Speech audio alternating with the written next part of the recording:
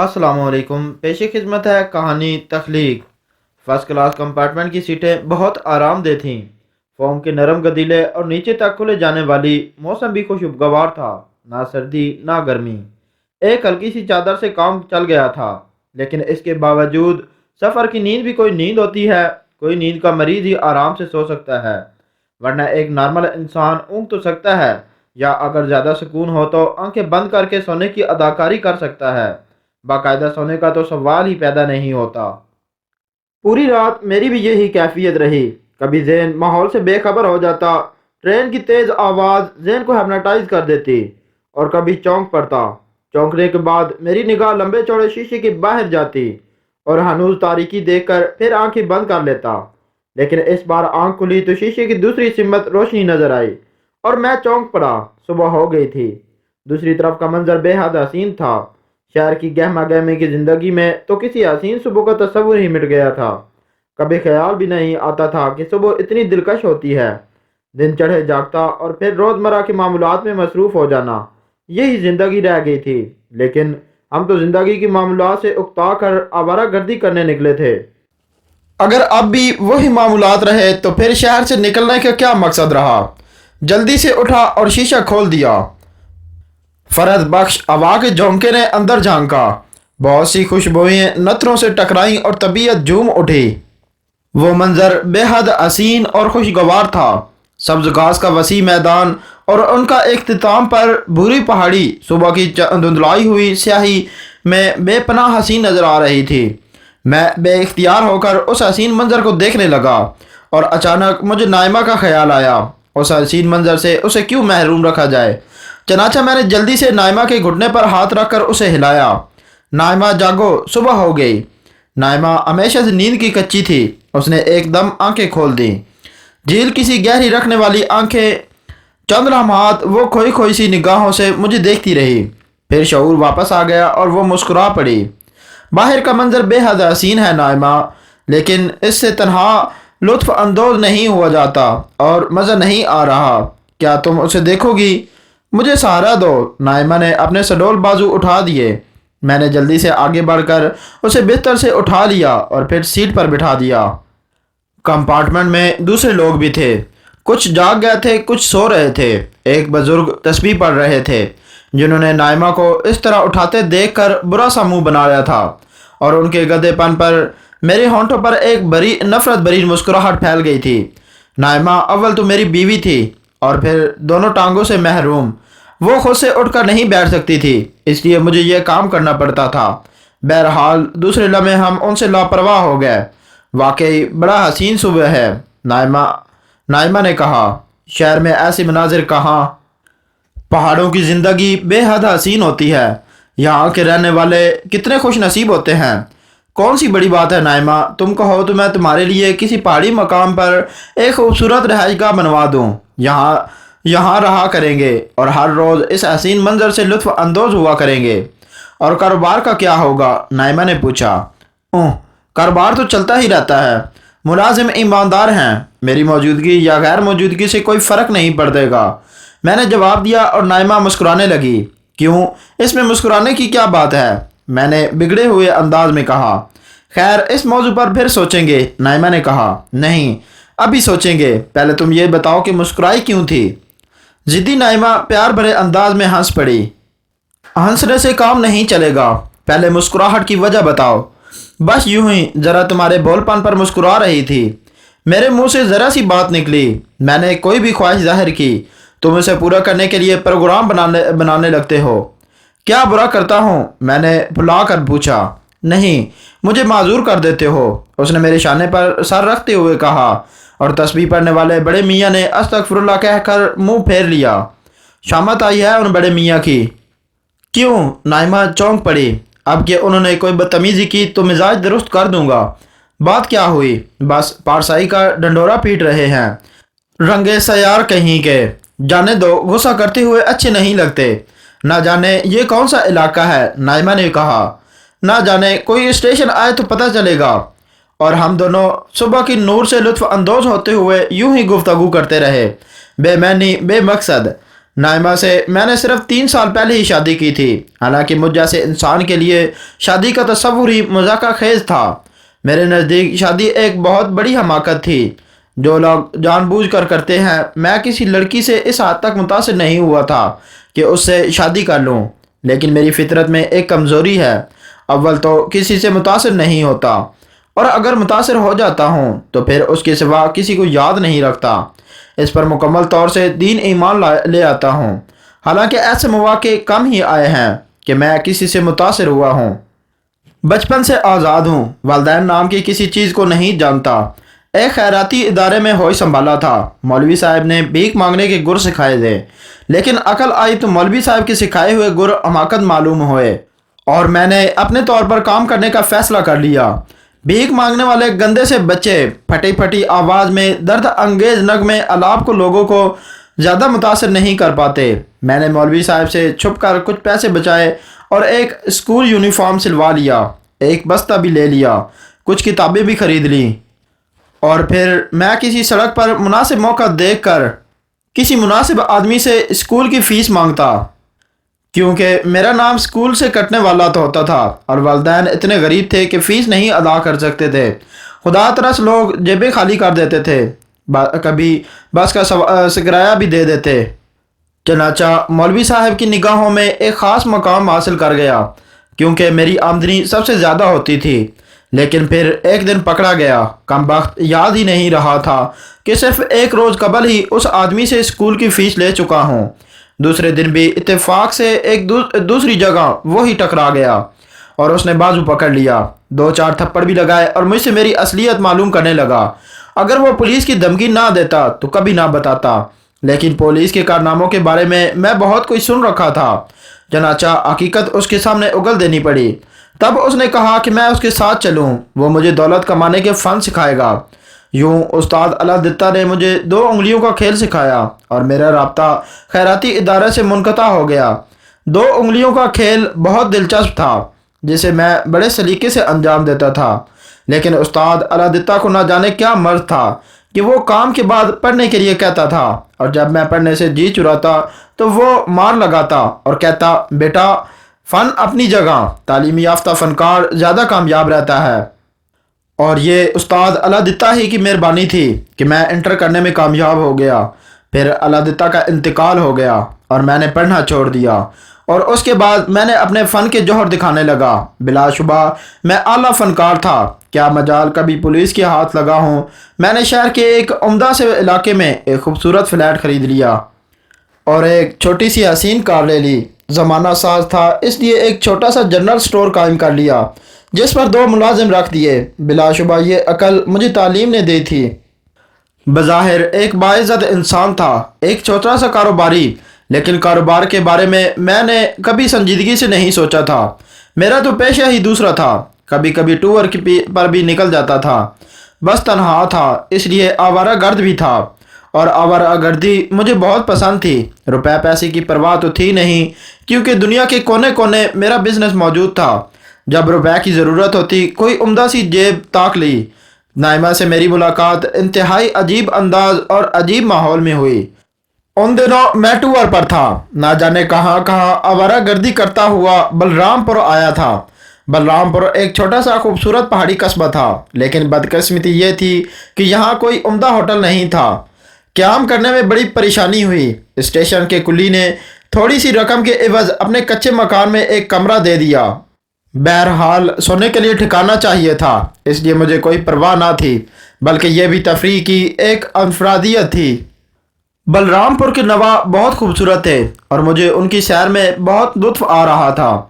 ایک سخت دوپہر میں بلرام پور کے ایک ایسے علاقے میں پہنچا جہاں آبادی بہت کم تھی۔ قدرے باحثیت لوگوں نے دور دور مکانات بنا رکھے تھے جو عام آبادی سے ہٹ کر کسی قدر خوبصورت بنے ہوئے تھے۔ دھوپ خلاف توقع تیز تھی، مجھے شدید پیاس محسوس ہونے لگی، لیکن پانی کہیں نہیں تھا۔ ہاں، سامنے ایک مکان نظر آ رہا تھا، سفید رنگ کا برونق مکان۔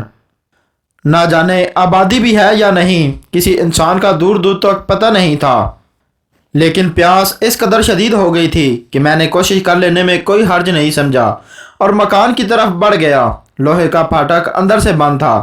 میں نے زور زور سے اسے بجایا لیکن کئی منٹ گزر گئے، اندر سے کوئی سنوائی نہیں آئی۔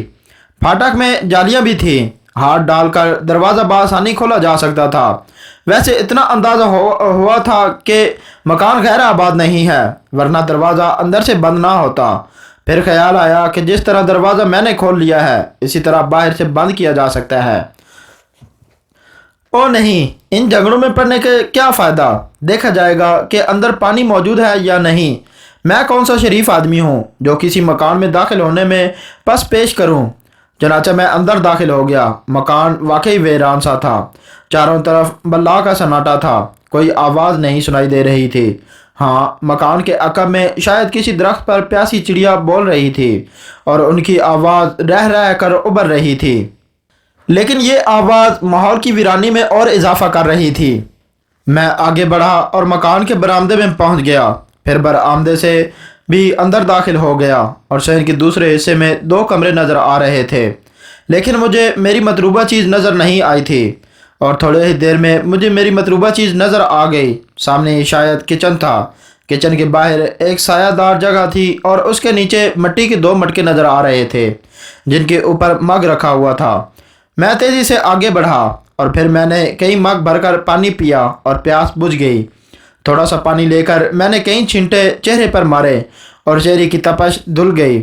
اب میں پرسکون تھا، اور جب سکون نصیب ہوا تو مکان کے بارے میں تجسس جاگا۔ جیب تراشی میرا پیشہ رہا ہے، لیکن کسی مکان میں چوری کا تصور بھی ذہن میں نہیں آیا۔ اگر یہ خالی مکان قیمتی اشیاء سے بھرا ہوتا تب بھی میرے ذہن میں یہاں سے کوئی چیز حاصل کرنے کا تصور بیدار نہ ہوتا۔ بس یوں ہی مکان کے بارے میں اور مکینوں کے بارے میں جاننے کا خیال دل میں آیا تھا۔ چنانچہ میں ایک کمرے کے دروازے پر پہنچ گیا۔ پہلے میں نے دروازے پر آہستہ سے دستک دی، پھر کواڑوں پر دباؤ ڈالا۔ کواڑ کھل گئے۔